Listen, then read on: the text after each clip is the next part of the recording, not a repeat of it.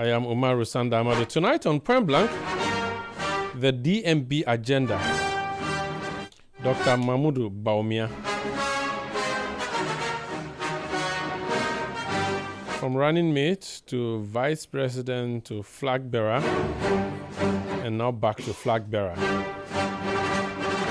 Delegates of the New Patriotic Party went to the polls over the weekend. Out of the 5 men who were standing for the position of flag bearer, the man from Wali Wali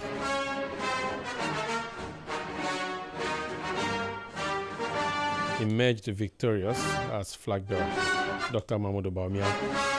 He had a team of campaigners that were actively working to get him elected. The manager of that campaign, I don't know if I should say is or was,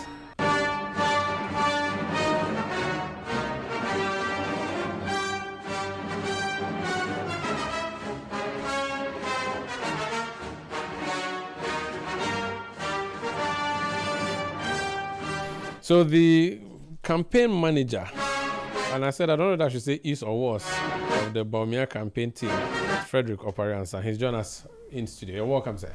Thank you. Congratulations. Thank you. Should I say you're a campaign manager or former campaign manager? Is the campaign still running, or is there are residual items to deal with, and organizing a few things, and possibly dealing with the campaign itself and the aftermath. So our job is not really like immediately complete like that. On Saturday, were you at any point a bit nervous to say that this thing may spoil? Or before Saturday, was there any time at all that you were personally nervous, even though you may not share it with your campaign team to lower morale? Not at all. I can say that sometime in early November, when one of the first polls of Global Info came out, Musa Dankwa's polls came out, someone asked me, they're worried that what you're seeing is a bit low. And I said, well, the other teams had been ahead of us about some as much as about 2 months. They had been out there campaigning. Dr. Bawumia started campaigning around 15th of October. And so that poll, which had come out, will not even reflect fully the impact of the 2 weeks of campaign that he had done. In any case, he had just done Bono East, Bono, and I think Ahafo. So it wasn't like he had done so much.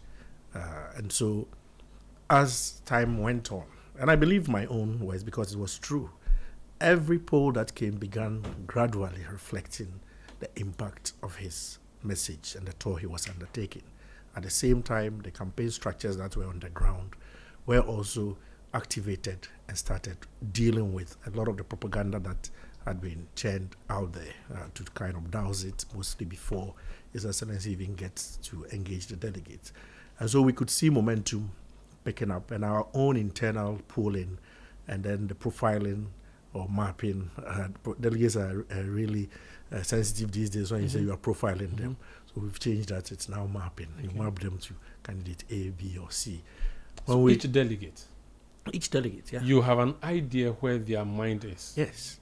And then you work to either change their mind or keep their mind precisely. So you have, if you are with me, and I know I have to keep encouraging you, things are good, you stay with me.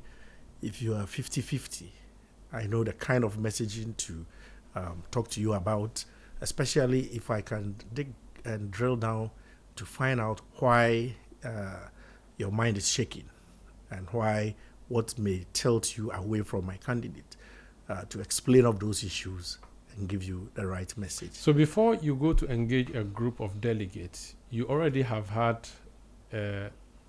some, I don't know if I should say diagnosis, not diagnosis, maybe you have done a surgery of all the delegates' brains, and you know this, and your people on the ground would have known all of this. Precisely, but when you are engaging them in a group, you don't know them personally. You don't know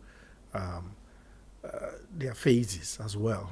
So you won't know whether this is just all the people that support us or 50-50 or against us.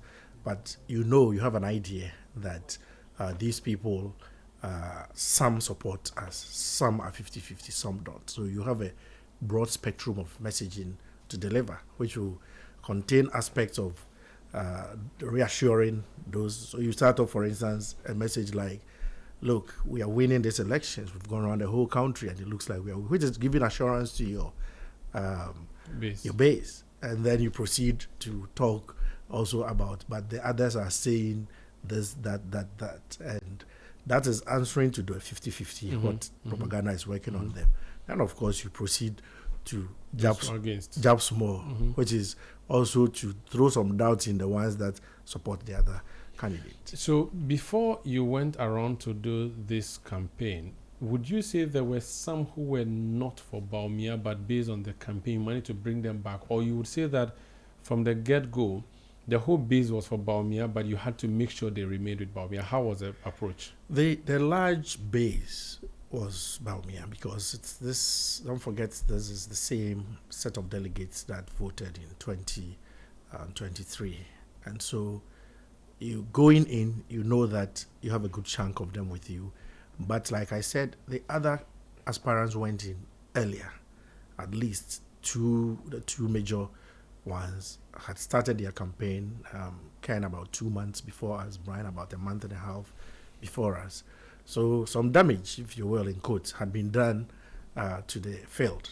And so we actually started our campaign with what we call the deep dive, where I, for one, went to Emma Lower Denchra, Kwesimin Team, Fia, Kasua, a number of places, deep down to the electoral area level, and met delegates and spoke to them, diffused some of this propaganda that had been thrown out there. And we did this across the entire country before Dr. Bawumia went to engage them. So by the time he went in to engage them, we started this sometime middle of, September. So by the time he went in about middle of October, we had kind of tilled the ground a little bit. And so delegates' mindset were, okay, we know these guys, what they said wasn't too palatable. What does this man have for us? So they were listening. And so, yes, you're going in, you believe the people are for you, but you also know that they have heard things that you need to either debunk or reassure them or convince them. So you didn't have any doubts at all. What gave you that confidence? Was it the character you were campaigning for or projecting, or the other persons who were going against your candidate that you thought were not a match? I think it's mostly about the character of the person that I was following and his own fortitude. When you follow Dr. Bawumia, a lot of people feel that it comes across as he's weak, he's this. No, he's a very, very firm person, very sharp up there. You understand? And so he reads the room, he reads the field, and he delivers what he has to deliver. And I can tell you, if you watch the videos of the campaign, you hardly see me anywhere in front. In fact, my wife sometimes asks me, were you really there? So alibi, you needed an alibi. Because you will see me in front sitting out there. I'm always hanging on the fringes and listening. The last time Hajja Samira, for instance, went to Domeko Abenya, I think this past Sunday was 1 week. Before she got there, I had been there about 30 minutes. Walking, if I was wearing shorts, before I went inside, went to change and wore trousers, walking in the people and listening to the comment. So I was not surprised when the votes turned out the way they turned out. You see, when you go to the ground with, I have money, I'm rich and things, people will lie to you and take your money. But when you go with, look, I've worked hard, I've done this, they listen to you, and then the feeling is that, yes. But you also give money. I'm not even talking of somebody's going to vote and maybe somebody gives them transport. But the notion that I'm rich, I have money, then people will lie to you, so you will give them that money. You have been member of parliament before. Yes. Your constituency is huge. I do not think when you were running for election to be MP, you've had to pay money to every person who was going to vote. Now, there's this idea that the delegate system is expensive because some demand for money because they think that it's their cocoa season. The politicians or the candidates give them money. The idea of expanding your electoral college to over 200,000 was to take away the money factor in there. How can we still have money being talked about in an election of 200,000 people? That question will be best answered by the NDC. Remember in 2015, Yes, they they expanded Open. Why did they shrink it back again? It actually got more expensive, far more expensive than. So you cannot say, "Oh, there are plenty. Nobody can buy everybody." So it's not about really buying. And I've said this severally, that I don't believe that people go to the polls because they think this one gave me bigger money, so I'm going to vote for them. No. At the end of the day, they do listen to the message. Those that might be influenced by some money that somebody gave them, I don't think they will even reach 5 or 10% at most. Yes. But look, in Accra here, do you know some of the delegates you are talking about, polling station chairmen and things, are university lecturers? Okay. Yeah. So they don't need your money necessarily. No. And they are reasonable, Yes, level-headed. they're level-headed people. They are really listening to you. When I said I went to Kaswa, okay, and then when I went to Dome Kwabenya on those days, when I parked my car to get to the center, I had to walk about 500 meters. The whole place was filled with delegates' cars. Are these the people who are going to take a decision based on some token amount? Somebody says, "Oh, I'm supporting you with transportation." I don't really believe so.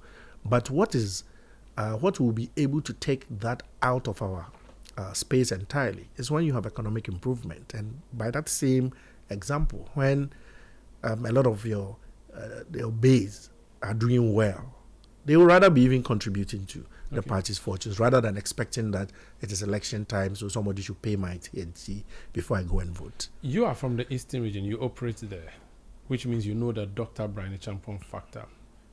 You didn't get jittery at all when he joined the race. You didn't think that he was going to be your biggest.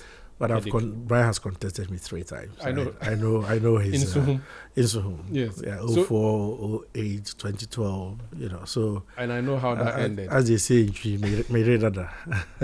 That's why I actually asked you that question. Yeah. So, when he came in, you know how he does his politics. His politics hasn't changed that much over the period. So he's quite predictable for me. Most of the things I told my team about how he would operate, he operated exactly like So you were ready? So we were ready. He was very predictable. He didn't change much the way I knew he was going to operate. So between him and Kennedy, whom you had faced in the last primaries, who would you say was, of course, Kennedy came second, he came third, but the results Brian got were shockingly impressive for people who didn't give him a dog's chance.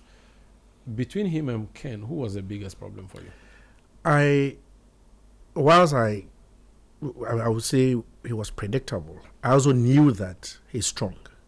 So I wasn't saying he's predictable and that he wasn't going to pull anything. So yes. So we didn't rule him out? Yes, we kept an eye on his activities and what he has to do and what he's doing, and made sure that our intel too was spot on, especially getting to the tail end. And I know Brian, he would throw in all kinds of messaging and confuse you as to what he really and about 3 weeks before the election, I traveled around the country meeting the regional campaign coordinating teams, and you get here, you pick, they say Brian this, you get here, you pick something different. Then you are getting info from Parliament that they say Brian this, which is typical Brian MO. So it's modus operandi? Yes. And you knew this? And I knew this, and I knew that will come up, and so we naturally had an antidote to that. And Kennedy? Kennedy, I usually hesitate to talk about my senior brother, but again, one knew the angle that he was going to go, except to say that the team managed to, as they said, tame him a little bit, but it wasn't totally successful for them. Some guy called me today who supports my friend, my very old friend. In fact, he was my BMW mechanic, and he said, I was for Keno, but when he started talking, and I knew that it might not work. But that is really the issue. But there are people who, in fact, some of his people sat before me and said they were tired of the suit-wearing politicians. Yeah. And that Dr. Bawumia was a suit-wearing politician. Kennedy was a carefree guy who was going to shake up the system. You could pass as a suit-wearing politician, even though you are also an operations guy and a grounds guy. You did not think at any point that the party members may just say, listen, we tried all of this, but it didn't work. Let's go for the rabble-rouser. It may work for us. You know, there is this notion of this is who the people want. I've followed somebody like that before, and I know that it is not so.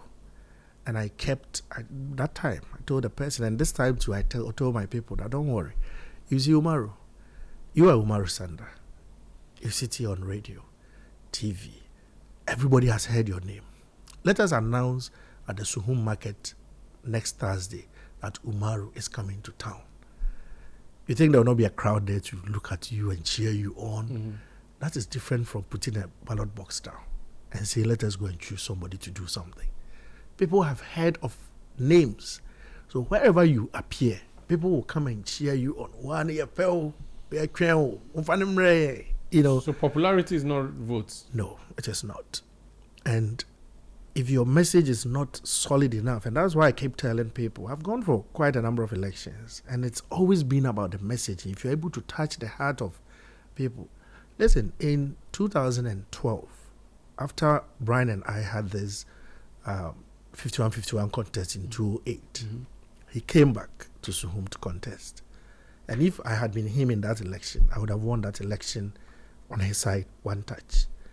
Because here we are, we drew in the 2008 election, and the National Party next said I should go. When you come back, all you have to say is that, look, it's my turn. It's my turn. We drew, and the guy had been given a turn. Please, you know, I've been suffering, and now me to consider me. That's the Afenyo Marking story from his constituency. Yes. Mm-hmm. But he didn't do that. He came back and said, look, now I've come. I brought cash. I'm now going to move the guy. You know. It didn't work. I went back. I said, yeah. Initially. Who said I didn't call her, no. It didn't go well. When it finished, the NDC came, I had to fight. And now just 2 years, the guy is back wanting to say, I beg you. I'm an orphan. Help me. You know.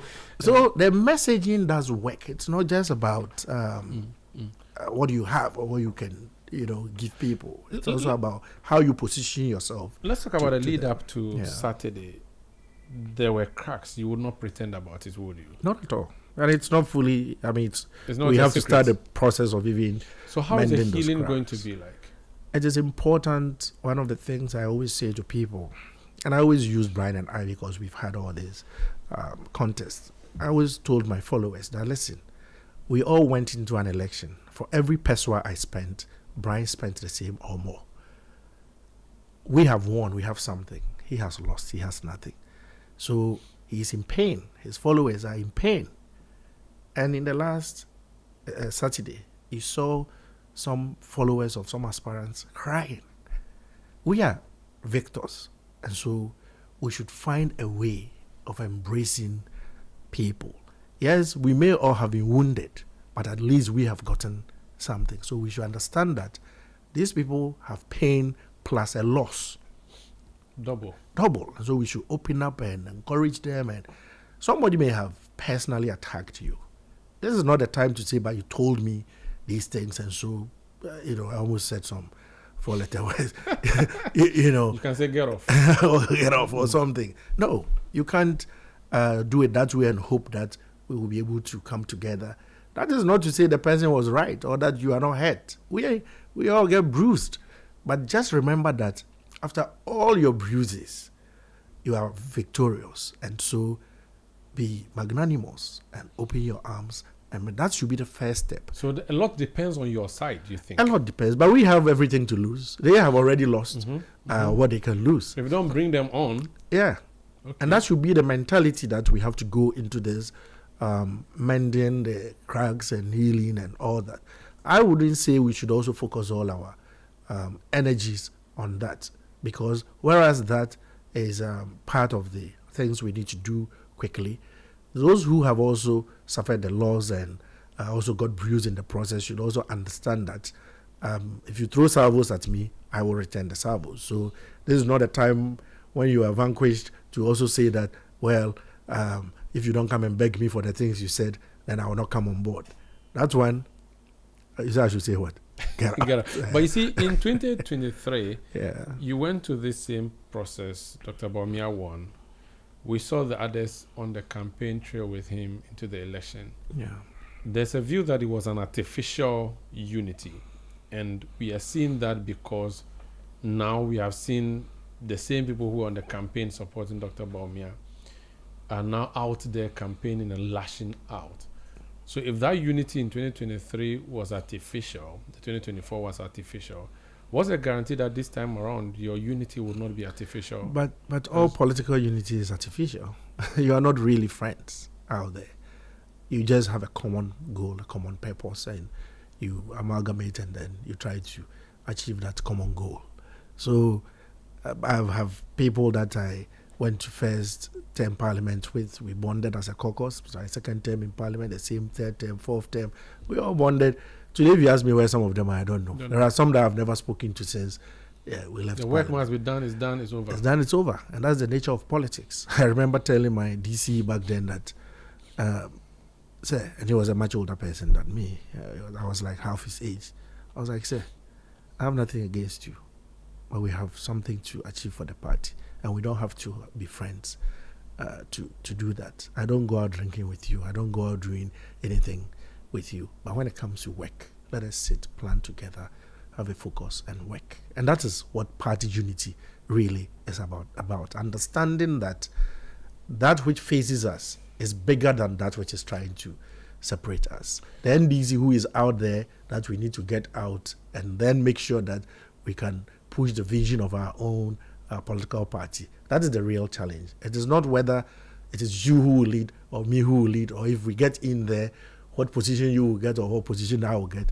You know the story of the man whose son said he dreamt and the father had staked lotto and won and bought a bicycle, and he, the boy, was riding the bicycle up and down some road. The father slapped him and said, "Get off, you are destroying my bicycle." It's not even materialized yet. It has not materialized. Yeah, even as you are going for primaries, you had people already juggling for position in government. Yeah. You haven't even crossed primaries to go and meet the NDC and win the power. You're already thinking of running mate. Umaru, don't get me into trouble. I'm just saying. Now talking about, you have to. There should be some compromises.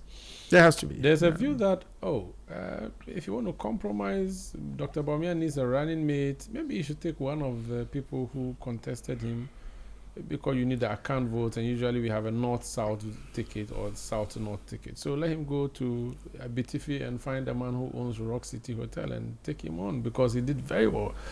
What's your view as campaign manager? You suggest I should have contested so that I should have been considered as running mate. If you did so well, if you got, is it 18%? Yeah, maybe you could have. But you did not contest. My own view really of this running mate matter is that it's early days yet.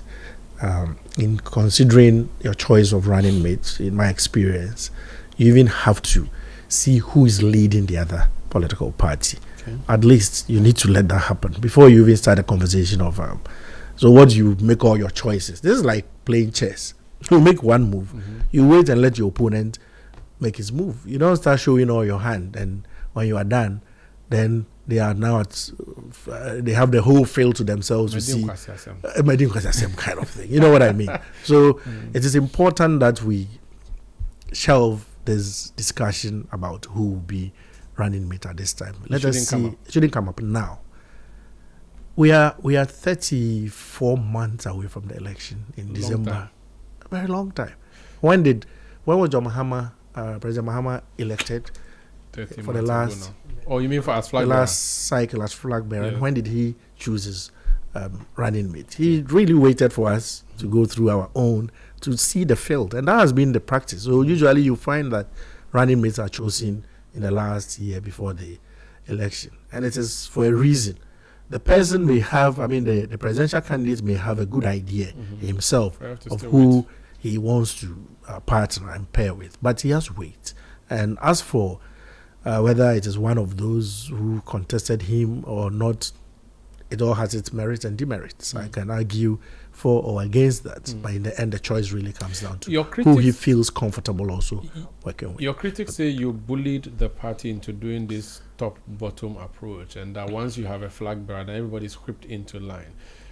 How is your national executive committee election going to be like? And then do people have to necessarily align to Bawumia, else they'll be taken out of the system, the establishment will fight them? How is it going to be like?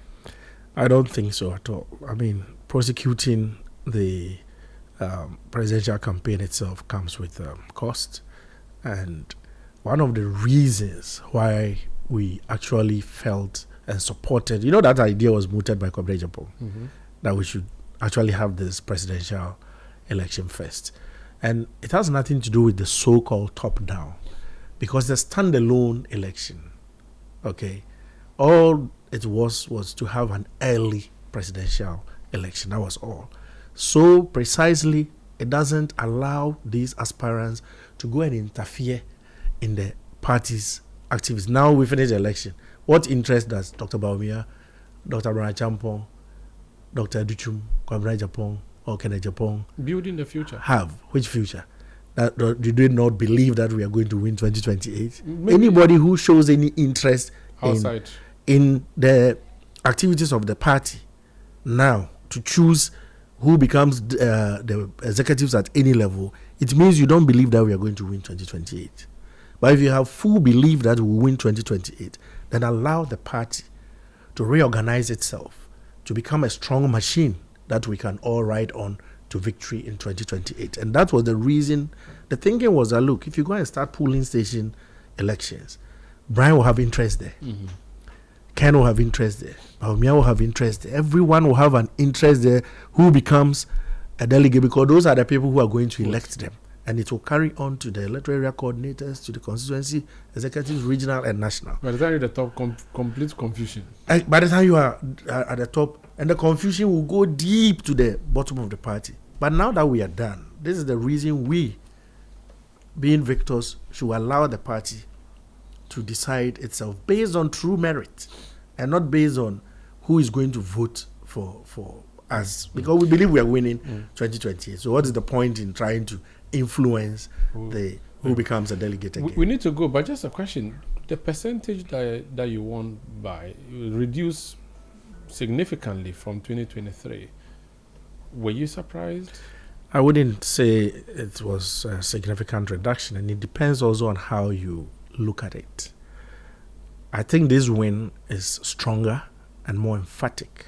Really? Yes. Than 61 versus 50. Yes, and you are looking just at the popular vote, so to speak. But if you look percentage. Yes, I'm saying you are looking just at the raw delegates numbers. But if you look at the spread, okay, the spread, and on a regional basis, the kind of strength that the candidate showed, it is stronger than previous elections. Okay, very, very strong show, from winning 233 of the 277 to 232, 277 if you add the headquarters. So 232 out of the 276, representing about 84%. That was 2023.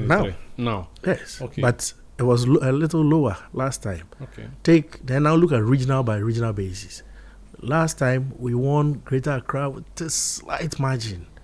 But now our wins, and then if you go into constituency by constituency, the swings, they are large. Ashaman, Dome Kwabena, Denta, so overall, your victory now is stronger. Okay. It is more representative of the entire party everywhere. Okay. We won 8 constituencies in Central Region. Last time, Ken had about 60-something. Yeah, even percent. Western Region. We swept all 17. Last time you lost 2. Yes, last time we lost 2. So it's better for you now. It is better now. Very well. The spread is much We need better. to go. Thank you. I have a message for you to deliver to Dr. Bawumia, though.